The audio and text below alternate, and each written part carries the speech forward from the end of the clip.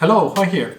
So the idea of creating a business case to value ideas is to understand what is the actual value proposition that you want to give to your users. What are the implications of creating or developing this idea and having a holistic understanding of what are the potential pitfalls of implementing this idea.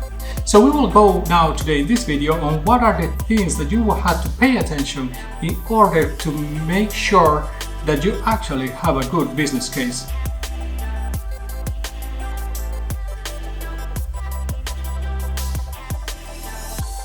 So there are many different templates to define your business cases.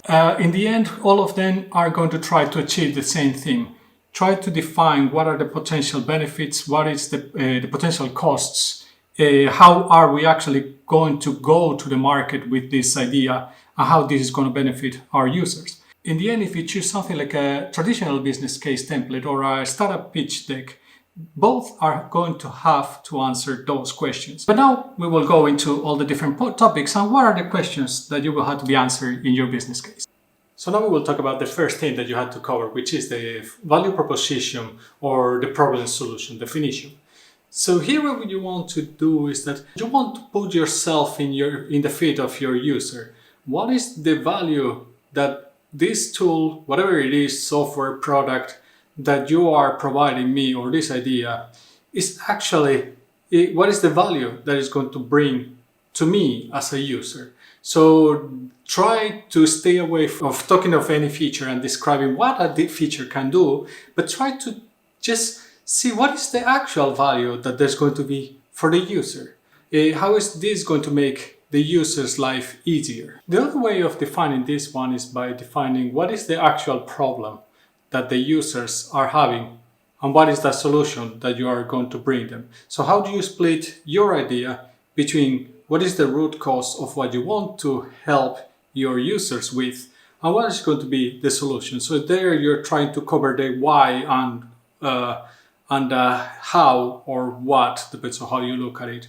The why being the actual problem definition, and then the what and how, where you can define the actual solution. In a way, I like more using this problem solution because it forces you to think about the root cause of the issue. Many times when you go for value propositions, it's typical to see people talking about the what, and this is something that we covered in our first video, so I'll add the link here so you can go and take a look if you are interested.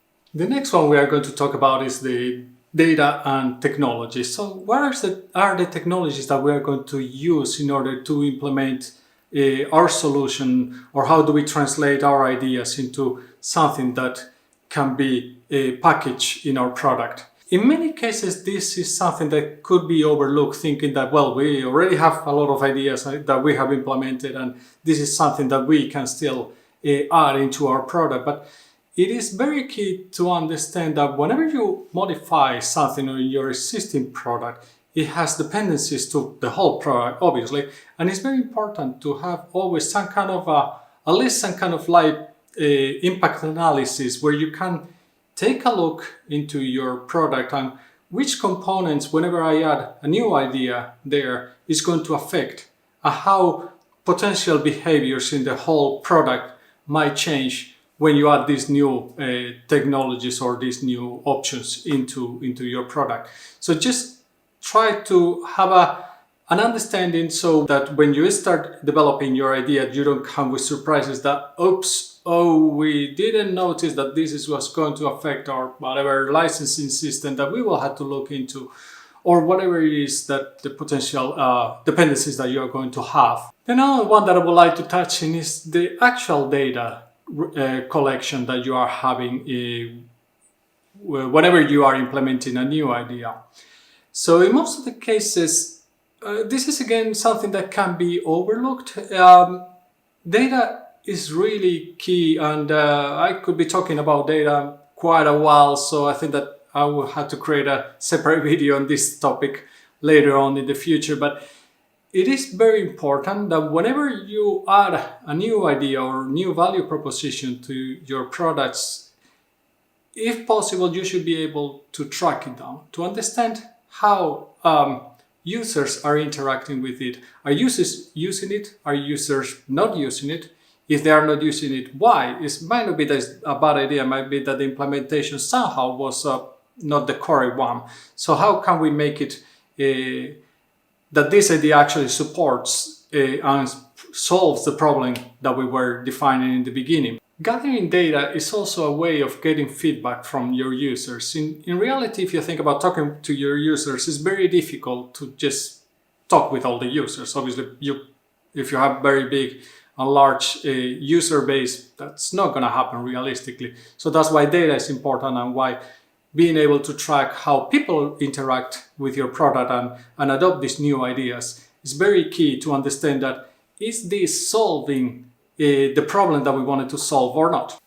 Now we will talk about the process, organization, and team. So do you actually have, whenever you have a new idea, do you actually have the actual processes in-house to be able to develop and support properly this idea?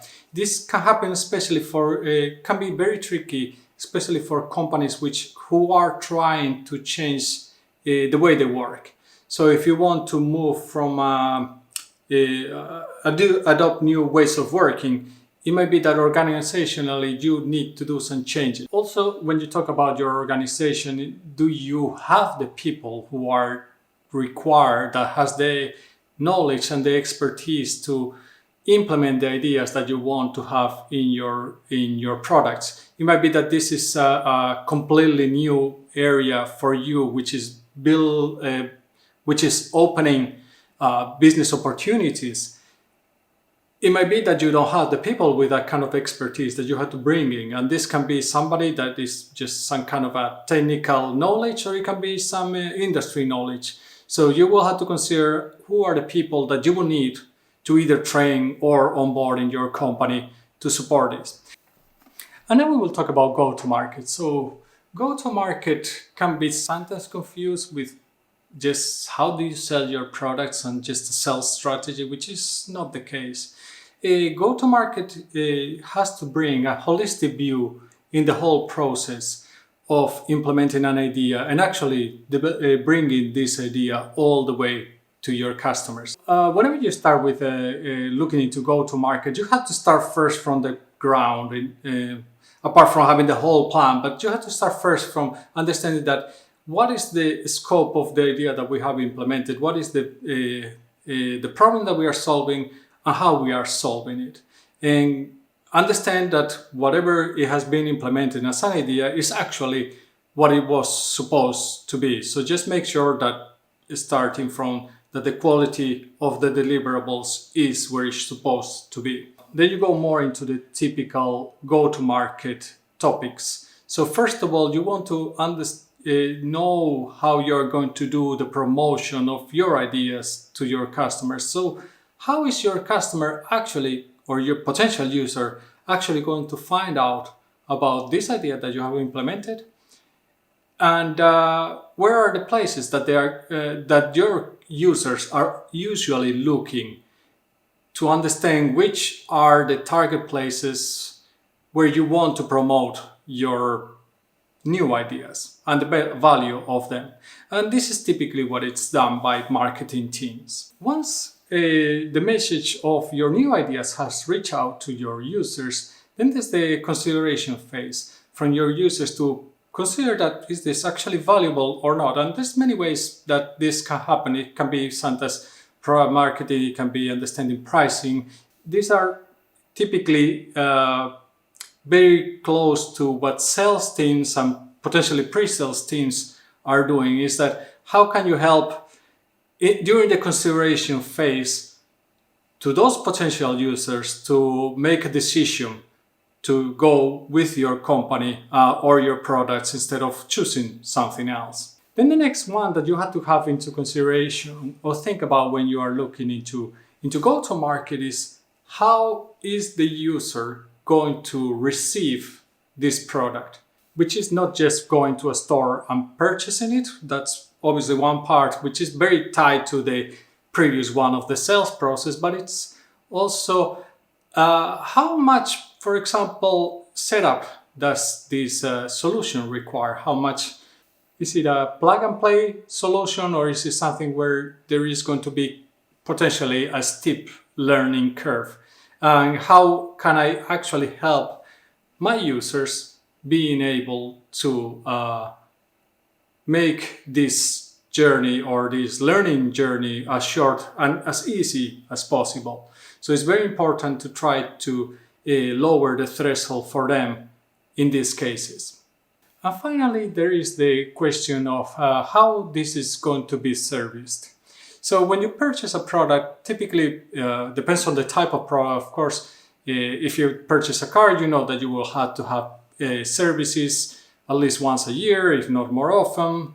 And how is the service happening? What is the user experience whenever they go to a service? So it's very important that whenever you create a product and define the services, that you don't overlook this, because this is a long-term commitment from the user point of view, but also from the business point of view. How can you make this relationship as nice as possible for both parties? The next one is your customer personas. How do you create groups to see how users use your product? So typically, different groups of people are going to use your products differently. So once you understand which customer personas do you have, then whenever you implement a new idea, you can easily see if which of your customer personas or segments this functionality or this new idea is going to be benefiting to.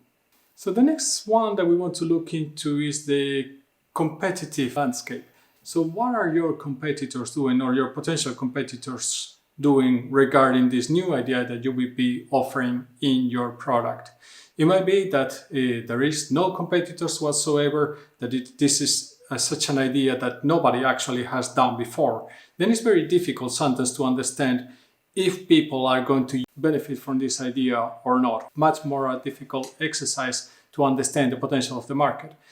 In the case that there is already a competitor that is actually providing this kind of idea or value into their products, actually that gives you the market validation that people are actually having this problem and there is a solution that is provided for them. Then it's more to look into what is your strength compared to this competitor.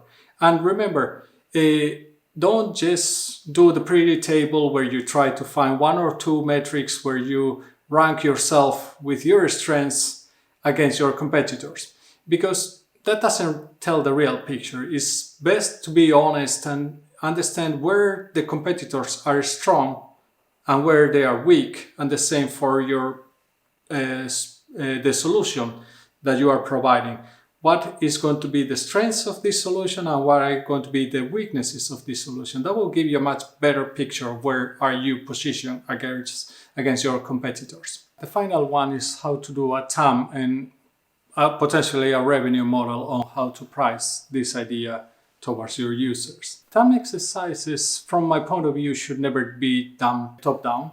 The problem with top-down exercises is that you see the potential size of a problem and they find that that problem might be worth $100 million or euros, and we would take 1% of that market. But that's not a realistic approach, because you probably had no idea how much is the potential of that market that you could take. It's much better if you try to break down the market, and especially if you have defined your customer personas, this should be easier to do, because then you understand which are these niches that you are going to be providing the solution to. Once you have actually worked the potential of your market and working your revenue model, is much easier once you understand how many potential users you will have, look into your potential cost and what is the margin that you're looking for. Then you should be able to calculate or your potential revenues much